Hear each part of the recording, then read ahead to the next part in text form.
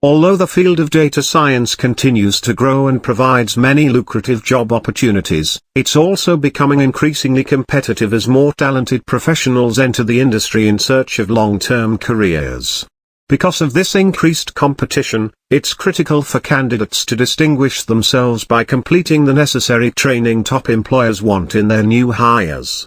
It also involves would-be candidates understanding the more nuanced attributes of a successful data scientist, such as thinking analytically. When employers want to hire professionals with strong data analytics skills, they look for candidates who can look at complex problems from multiple angles and formulate the most effective and efficient solutions through observation, logic, and research. While they are not innate, analytical skills can be taught and nurtured over time, often through the simple process of trial and error.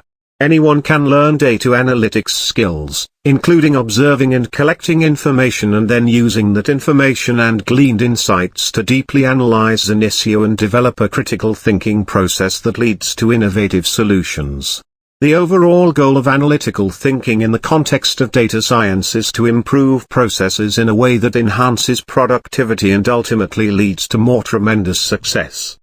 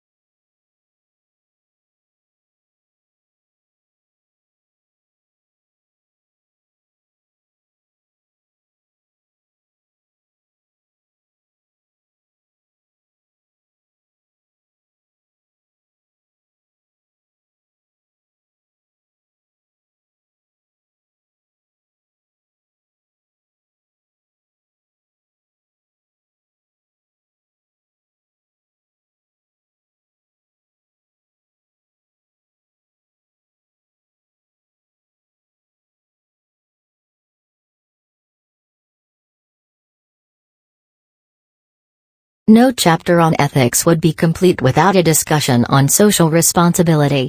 People, not only companies, can engage in social responsibility. Being socially responsible shows both social awareness and self-management skills, that is, an awareness of how our decisions affect others. This section will first discuss social responsibility on the corporate level and then social responsibility on the individual level. As we discussed with ethical company standards, it is difficult to separate corporate ethics and corporate social responsibility from individual ethics and social responsibility, since people are the ones making the corporate policies. For purposes of this section, we will first discuss social responsibility on the corporate level and then on the individual level. Since social responsibility was first mentioned in the 1960s, companies have felt pressure from society to behave in a more socially responsible manner. Social responsibility is the duty of business to do no harm to society. In other words, in their daily operations, businesses should be concerned about the welfare of society and mindful of how its actions could affect society as a whole. More recently, social responsibility has been looked at as going above and beyond even philanthropy.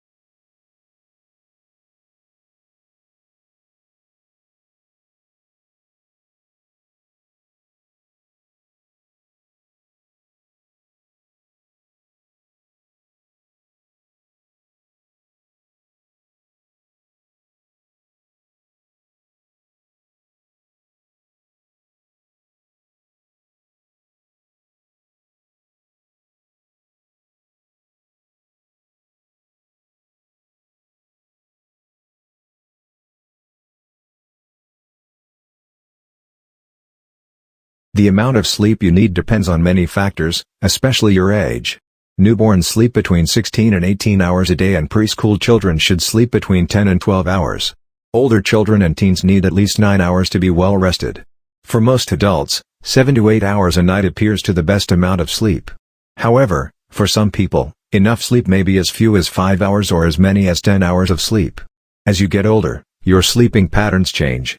Older adults tend to sleep more lightly and awaken more frequently in the night than younger adults. This can have many causes, including medical conditions and medications used to treat them. But there's no evidence that older adults need less sleep than younger adults. Getting enough sleep is important to your health because it boosts your immune system, which makes your body better able to fight disease. Sleep is necessary for your nervous system to work properly. Too little sleep makes you drowsy and unable to concentrate. It also impairs memory and physical performance. So how many hours of sleep are enough for you? Experts say that it completely depends on each individual. Also, quality of sleep is just as important as quantity. People whose sleep is frequently interrupted or cut short are not getting quality sleep. If you experience frequent daytime sleepiness, even after increasing the amount of quality sleep you get, talk to your doctor. He or she may be able to identify the cause of sleep problems and offer advice on how to get a better night's sleep.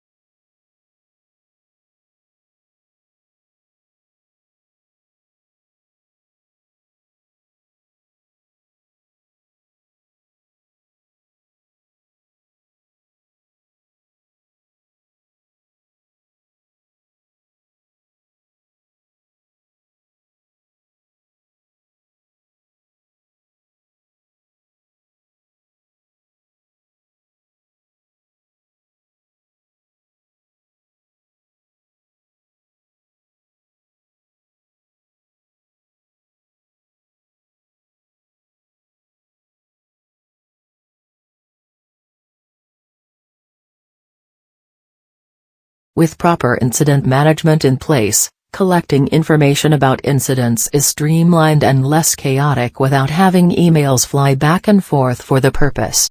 Service desk teams can publish forms in user self-service portal to ensure that all relevant information is collected right at the time of ticket creation. The next stage in incident management is incident categorization and prioritization. This not only helps sort incoming tickets but also ensures that the tickets are routed to the technicians most qualified to work on the issue.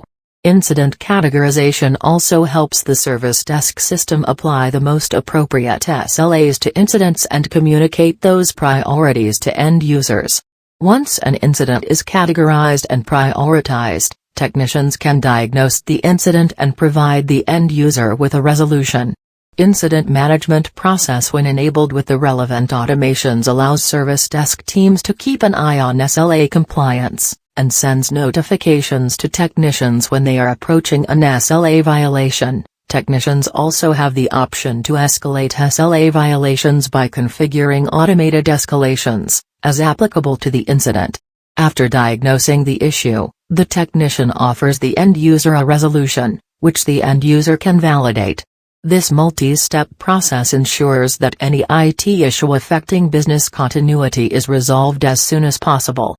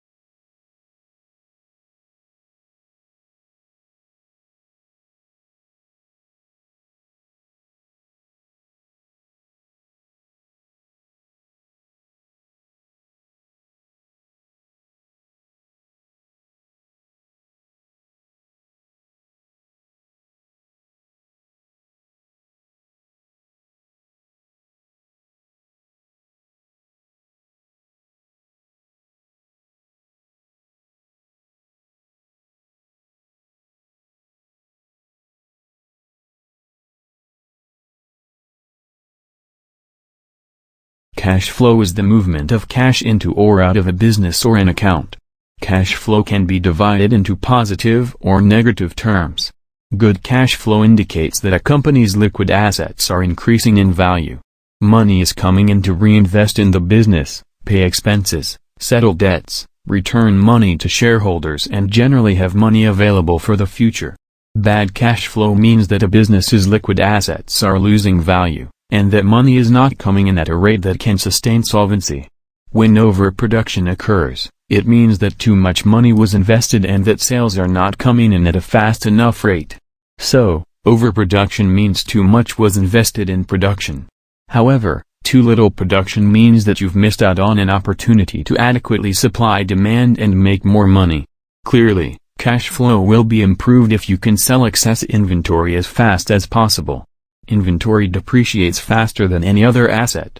Overall, manufacturers can avoid negative cash flow by finding ways to improve sales, reduce overhead, achieve better cash flow estimates for the future and generally get everyone on board to be more efficient.